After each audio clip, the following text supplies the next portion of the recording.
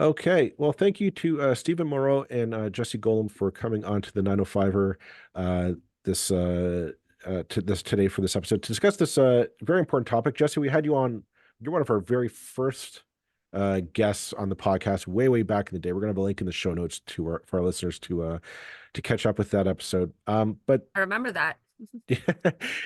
well, I'll put it to you and say this is a very dramatic kind of turn in the story of taking the government to court over the cancellation of that UBI project. I'm going to throw it open to you and say, how did you come to this point in this journey so far?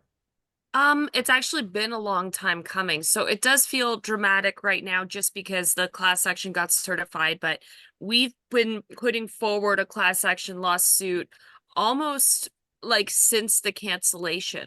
So the class action was actually first brought forward by a lawyer in Lindsay named Mike Perry. And he put it forward, but then it wasn't certified back then, back in like 2019 or 2018 or 2019 when that went forward. So then Stephen Moreau and the people at Cavallou's.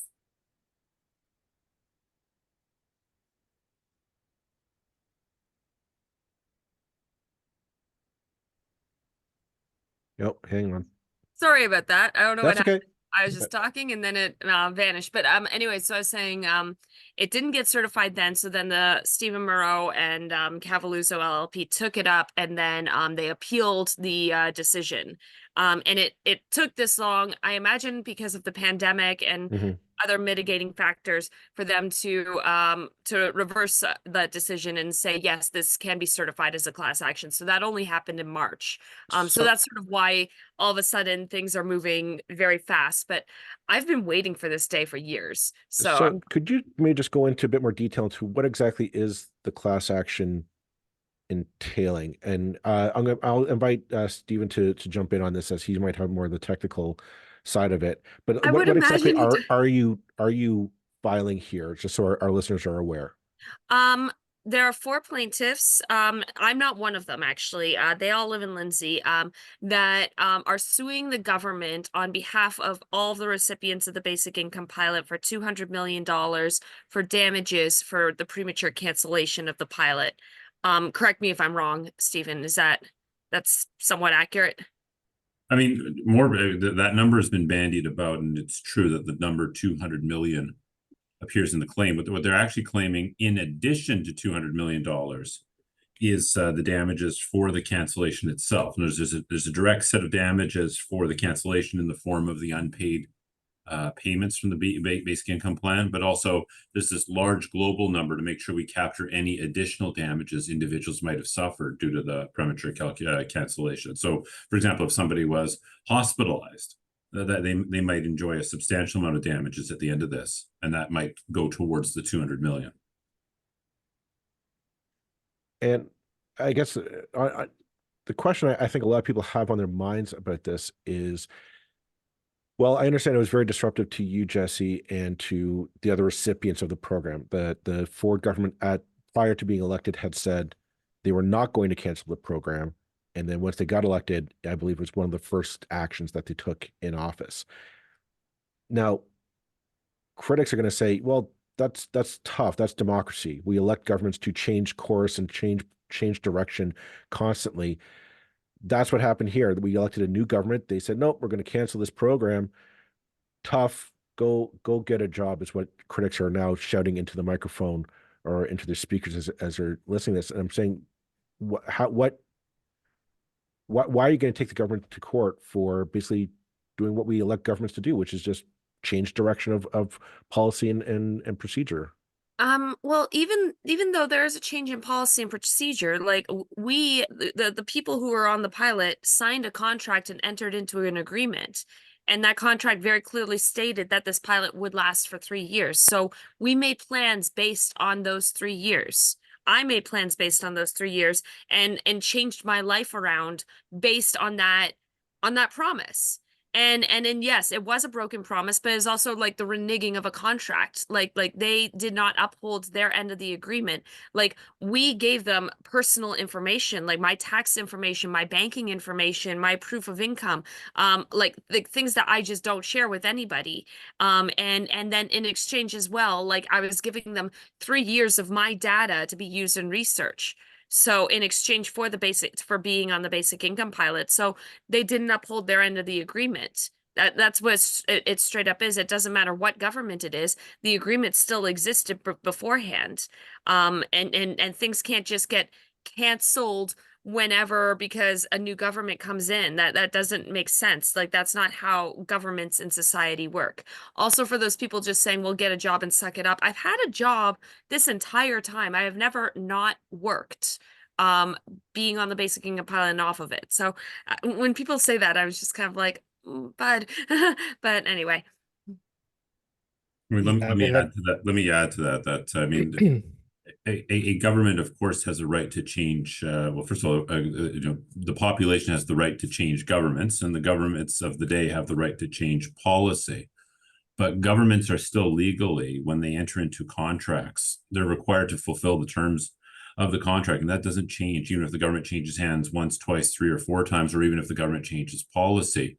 The contract itself continues in full force and effect. You can imagine that if, for example, a government of the day wanted to build a really large structure, I don't know, like the big subway here in Toronto, they're not going to get anybody to sign an agreement with government unless the agreement lasts for a long period of time with a whole series of guarantees. And so you wouldn't be able to do business in this province if contracts could just simply vanish into thin air just because a new government or new policy comes into being. This is an age-old, settled, tried and true sort of principle. So again, government can change hands, government can change policy, government can't change contracts though. And I guess the classic example of that in Ontario actually is it's the 407 Highway 407, isn't it? That when the Liberals came in after the previous PC government, they were like, right, we're going to get rid of all these tolls, but the contract is signed, and that's that. That's the yeah. I mean, when governments take over and decide, well, let's start breaching contracts or reneging on contracts or so on, they start to lose they lose credibility in the business world. They can even see their credit rating drop, and big slogans like "open for business" or "good for business" start to ring hollow. So this is why governments are very careful not to renege on their contracts, even if they're new. So I mean, Stephen, you obviously think as the lead lead counsel in this case that you've got a strong case. Otherwise, you wouldn't be here. But I mean, is it as straightforward as you say it is? I mean, is this you know, is this kind of a straightforward case of breach of contract? I mean, and does this fit into a pattern with this government where they've had a number of prominent cases recently, thinking of the other major one being with the teachers unions, where they, were trying to implement a pay settlement and lost and have now had to pay all that money back. I mean, is this part of a pattern of the government just being kind of amateurs when it comes to basic legal principles? Well, I mean, they are either amateurs when it comes to basic legal principles, or they do have a plan. I mean, a contracting party also does have the right to breach the contract and then pay the appropriate price, which I suppose is what we're alleging in the class action. Is that Ontario in theory could shut down the basic income pilot as long as they pay lots and lots of money to do so. Otherwise, I mean, yes, Ontario has lost a number of court challenges. Many of them are non-contract based, so they've lost Yep. large constitutional claims. They did lose. They did take over a lawsuit that they lost against the Horse Breeders Association, and that was in breach of contract. And it's very similar to our case. So overall, and more generally, in answer to your initial part of your question, I mean, we do think we have a strong case. I mean, these documents that people like Jessie signed are very long, they're very thoroughgoing, they're very clear in terms of the conditions that were accepted, and Ontario was quite clear about the fact that they were guaranteeing these 3 years of payments. I mean, the whole issue, or the whole nature of a basic income is that you have to guarantee to people a certain level of income for a certain period of time. Just simply throwing money arbitrarily at somebody, even more money, with strings attached, in the sense of, well, we can take it away whenever we feel like it. The individual receiving those monies is not going to alter their behavior in the way that Jessie described earlier. So it, in our opinion, it is a very strong claim. I'm curious to know. I know, Jesse, you said that there were 4 people in Peterborough that are on the actual lawsuit that was filing, but since it's a class action, presumably for all participants, because I believe it was not just Hamilton, Peterborough, but or Lindsay, but I believe also Lindsay, but I believe also Thunder Bay That's was correct. included in that jurisdiction as well. How many people in total would be involved in this class action if you're to win, and presumably all these people are now able to gain some kind of restitution for that lost year, I believe. How many people are we talking about generally? Give me a I don't know ballpark. like the exact down to the exact person number, but it is in the range of 4,000 people. And the Okay. reason I don't know the exact number is because people have died since the cancellation. Okay. So let's go with 4,000 for the sake of this discussion. Yeah. So 4,000 people back in the last government signed on to this project to see how it would impact their lives for the better or worse, and see through. A follow-up question to that then is, and this is to you, Stephen, the data that was collected from these people during this project, at any point are we going to find out what happened to that data? Like, would you be inclined to have that data be released to these individuals, so that maybe there are professors or sociologists who would want to examine what happened during this experiment? Right. That's a tough question to answer, because I don't really know the answer, but I think I can help with a couple of details around that question. There was an initial survey that individuals took when they joined the basic income pilot. There were 4,001 who joined, who were receiving payments. And then there were others who joined who were not receiving payments. So I think it's roughly about 6,000 total between the two groups. They would have taken an initial survey. So like a kind of the before picture survey as part of the condition to join.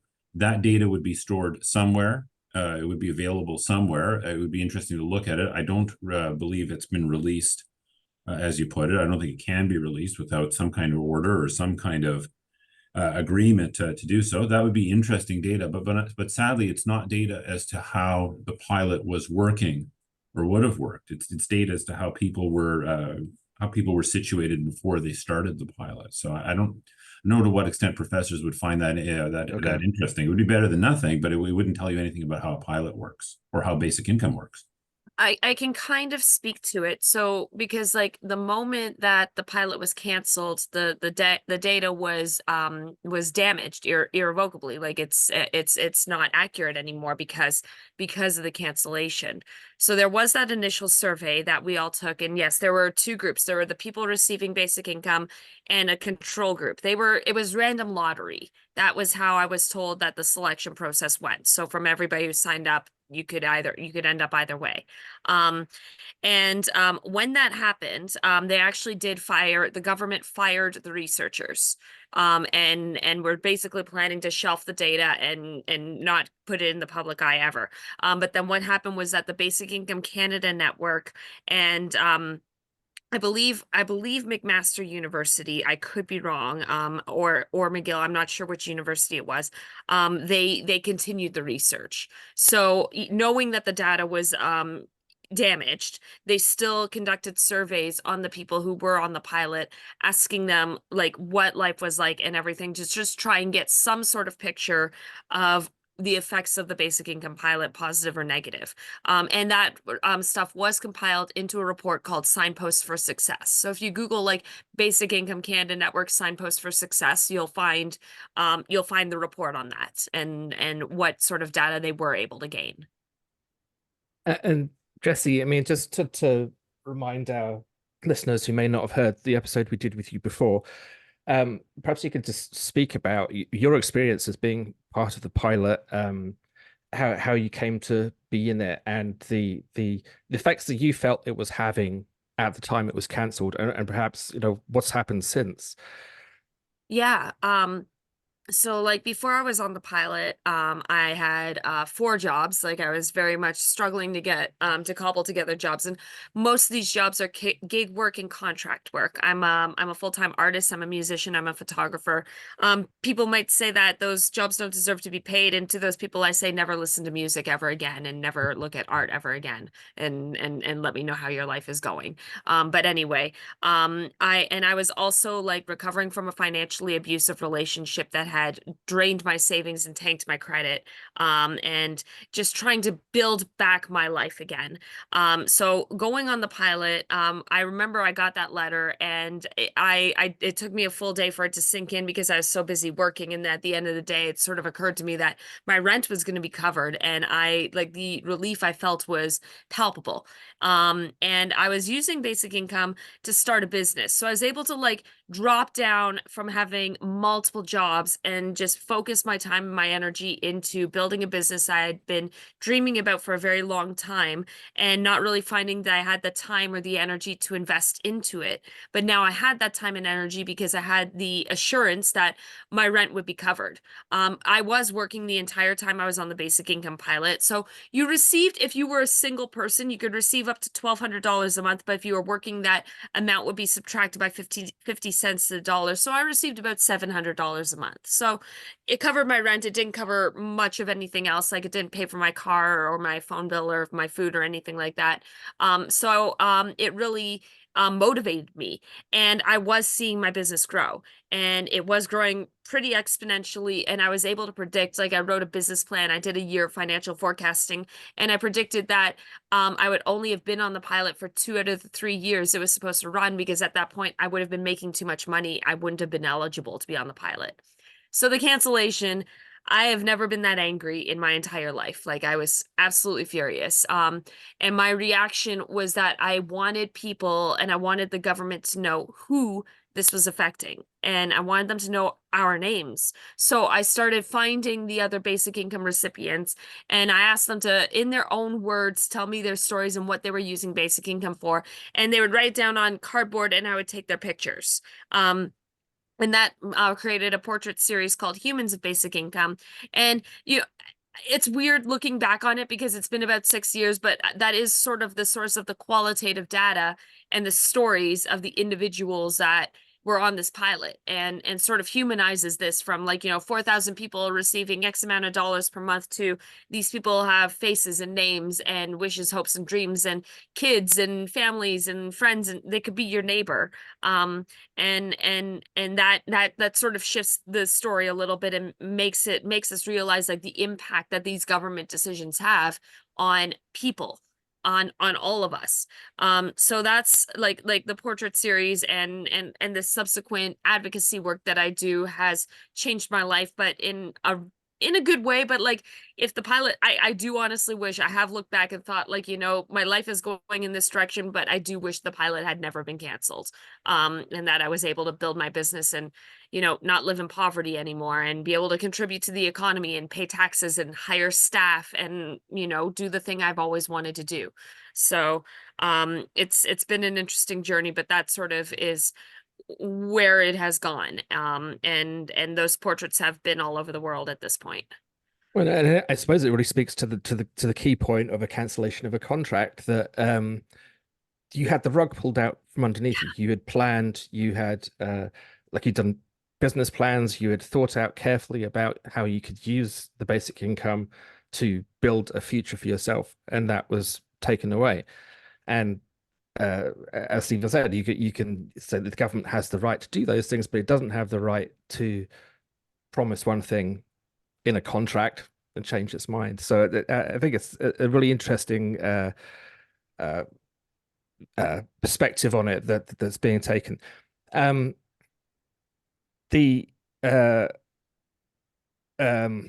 I just lost my train of thought there for a second, as happens on Saturday mornings.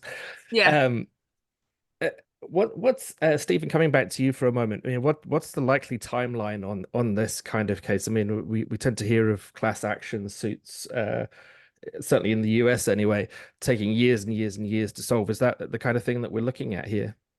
Well, Jessie started down the path of explaining what happened here. I mean, it was officially started in late 2018 and then turned into the formal claim in March of 2019. It took 5 years for the claim to be certified. Certified is permission for the 4 plaintiffs to act for the 4,001 affected class members. So it doesn't sound like much. I mean, it's permission to act, but it is a very hotly contested, hotly fought over, detailed motion. And so 5 years is on the extreme end, in part because there was an appeal that we had to launch in order to get things going. So 5 years to get here. All I can say is years to get to the next stage, which would be the trial. I mean, to get to trial, we have to examine the Ontario government witnesses. We have to examine their documents. That just takes time. I can't say more than that. And the discovery process is always particularly interesting because the government will be obliged, I take it, to hand over documents that they'd probably quite likely rather not hand over in an ideal world. I mean, not suggesting anything inappropriate, but just no, I wouldn't suggest anything inappropriate either. But what was interesting in this case, it's a little interesting sidelight, but it tells you what we're dealing with here. In order to really better understand what was going on, I mean, we didn't just launch this lawsuit just for fun and throw some dice and hope it lands on snake eyes. I mean, we examined literally thousands of pages of documents, but we also did ask early on of government through an access request, an access to information request, or freedom of information request, that they send over a documentation, and they sent some. And we weren't sure that we had them all, but we were told we had them all. And then we launched the lawsuit, or kept the lawsuit going with the materials we had. And then we went through this whole certification motion and appeal process. And then we came back down to finish certification. And in late 2022, this would be 3.5, almost 4 years after our freedom of information request was answered, the government lawyers said, whoops, sorry, we just discovered a whole bunch of other documents we forgot to send you, which may or may not have been responsive, but frankly, were responsive to our freedom request.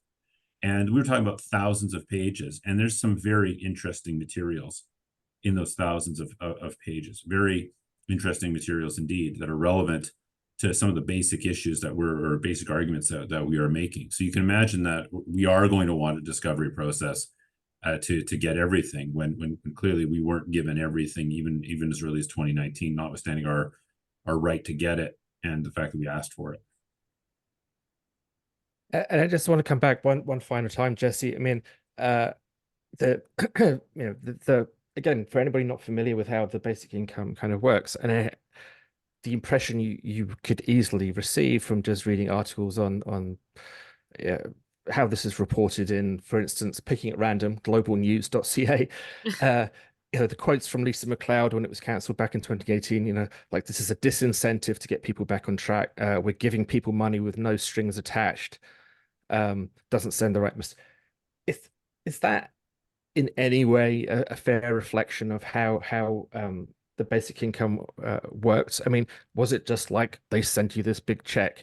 And as my understanding is, the biggest possible check you could receive would be $17,000 a year, which, where I live, is not something that's actually going to pay your rent. No, that's not hardly a ticket to a comfortable lifestyle. No. So perhaps you could just speak to that again. The traditional reasons for opposing a basic income are that we're just giving money to people who are lazy, sitting around on their backsides doing nothing, basically, to do all the cliches at once. Well, like, empirically speaking, and like evidence-based speaking, like removing any feelings or facts about it, because like those opinions are based on feelings and assumptions about people. Empirically speaking, that's simply not accurate. People have done studies asking those exact questions: does a basic income disincentivize or incentivize work? And they have looked at, like, there are actual studies. There was I believe it's in California, and I forget his name, but there was a study that was conducted that looked at pilot projects, basic income pilots, that have taken place all over the world over the last 50 years, which is the hugest control group. Like we're talking about different countries, different groups of people different amounts of money for different periods of time over a span of decades, and asking, like, you know, when all these people receive basic income, did they work less or more? And the answer is, like, very broadly across the board, that people worked more. The only groups of people that worked less were people that chose to be stay-at-home parents or caregivers to, like, elderly or disabled family or friends, or people that chose to go back to school. So nobody was actually working less. You know, you think about, like, the worth and the value, and like trying to quantify the value of, like, a stay-at-home parent or a caregiver, or people who are going back to school to get a better education so that they can get a better job in return. I'm certain that there are people that, you know, sit around playing video games all day, but like you're saying, the amount is so small that all you could really afford to do is probably live in your parents' basement and eat ramen, and that would be your life. But if you use that amount wisely, then it's an investment. And that the amount of people that do that, like, just sit in their basement, is such a small, negligible amount compared to the amount of people that don't do that, who are building businesses like myself, who are moving into better housing, getting themselves out of poverty, investing in their lives and in their families in good ways. And that's honestly what I saw when I began my portrait series and traveled all over Ontario to find all these people and talk to them and learn their stories. Nobody was working less.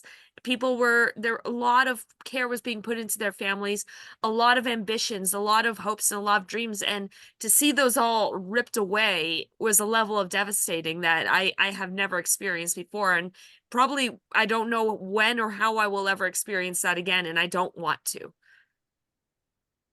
And I was going to guess it was a pilot, wasn't it? And the point of a pilot is just to find out Yeah. whether the accusations that the government made are true or not. And only by having the pilot can you establish that. So Exactly. it's you know, even if you're of a conservative perspective, you know, there's no Yeah. reason why conservatives should be anti-evidence, and evidence gathering was the point of the pilot.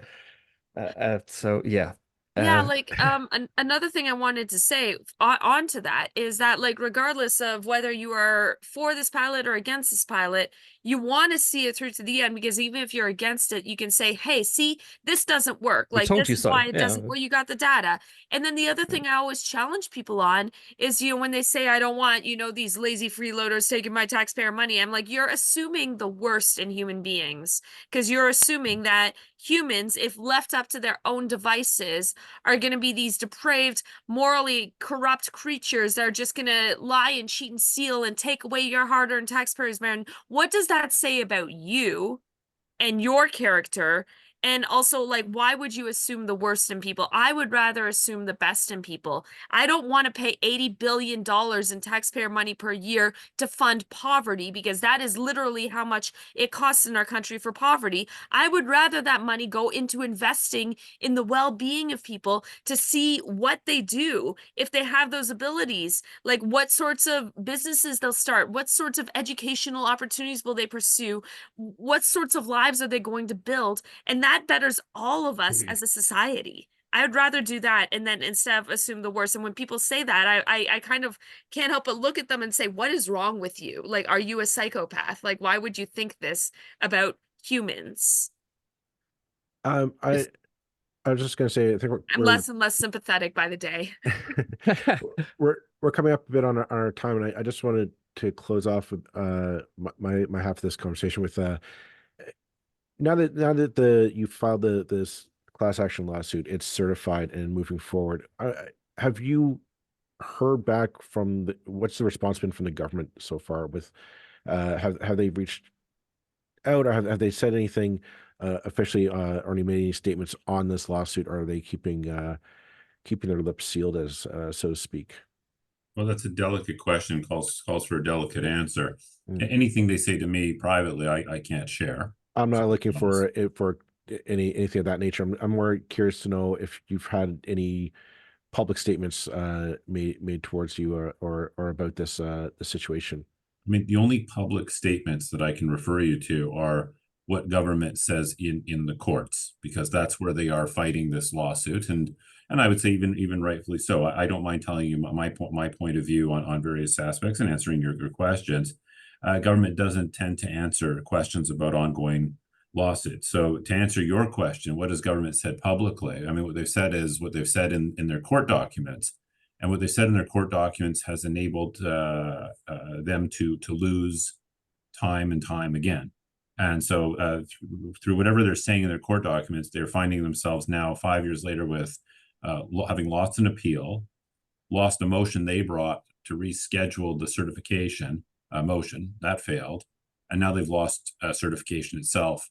And as you may have read in the news recently, they have paid $320,000 in what is known as costs to opposing counsel. That's me and my firm for the time and trouble and expense of defending this, or not defending, but of winning this motion. Ontario could have early on come to the table and resolved the motion, but instead they chose to fight it, and now they have to pay for it. So that, I think that tells you how Ontario is publicly responding to the claim and the terrific results that they're achieving for themselves, which is irony. They're not by doing so.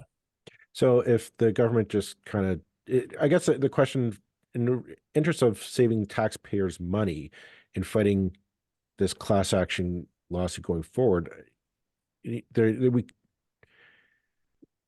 be a way to negotiate this to a settlement that would just save time, money, effort, legal fees, all of that, and just kind of close this chapter and move on, wouldn't there? Instead of fighting this. We are calling on government to do the right thing, to sit down and come to a fair and reasonable resolution. The class doesn't need every single dollar that they're owed. They can negotiate fairly and reasonably to try and get a fair and reasonable outcome. I'm saying fair and reasonable often, but that is what we're looking for. Mm-hmm. It takes two to tango, and government can make decisions on these things. They can decide to settle early and now fairly and reasonably, or they can decide to keep fighting. And we've seen what the results are so far by taking the fighting approach. Why do you think the government is looking to fight you on this? I remember back when the government first took power, you weren't the only contract at the end of the Green Energy Act, and in that process canceled a number of wind turbine projects around the province. And there was a big, there was industry saying we want our cancellation fees, and I believe they settled that out of court. Why do you think that they're fighting you on this so much, rather than just saying, okay, let's find a settlement and put this behind us and move on? I genuinely don't know. I don't advise government. I'm not an elected official. It's a good question to ask them. I genuinely don't know the answer to that. I know we're coming to the end of our time, but just one question which just come into my mind recently with in regard to a number of these court cases. Since I've got a lawyer on the phone, I may be able to answer. Is there an element with fighting these cases that by delaying and delaying and delaying, the government is somehow making this cheaper for themselves? That in terms of government debt or just throwing this down the road, so it's another government's problem to worry about, perhaps, that it's worth treating people badly even when they know they're likely to lose a case? Or is that just my kind of paranoid delusions clicking into effect? I don't know if they know they will lose. I don't know to what extent they think they will lose, what percentage they've put on it. So I can't really speak to that. It's not uncommon for a defendant generally in a court, be it a government or otherwise, to think that if they fight it for a while, that the plaintiff will either go away or will succumb and want to resolve things for less. That's a common strategy. It can be an unfortunate strategy sometimes. It can be a good strategy depending on whose side of the table you are on. So that's my best speculation as to what they're doing and why. But again, you'd have to ask them as to what their thinking is around this. Well, we would love to have the government on sometime to speak to us about subjects like this and many others, but thus far we have they haven't been rushing to the microphone to speak to us, but they are invited and welcome as they have been for the last 4 years and more. I can assure you. sorry, I can assure you that every media outlet and non-media outlet that has attempted to reach them has received the same warm response. We're certainly nothing special.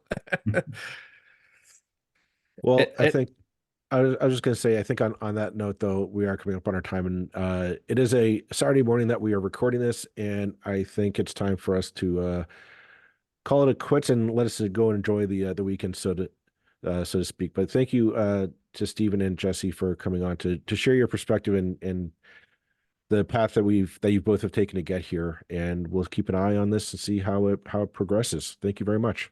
Thank you so much for having us. It's great to see you again. Likewise. Thanks. Thank you. Nice to meet you both. Take care. Thank Thank you. you. And you. Thanks. Thank Bye you. now.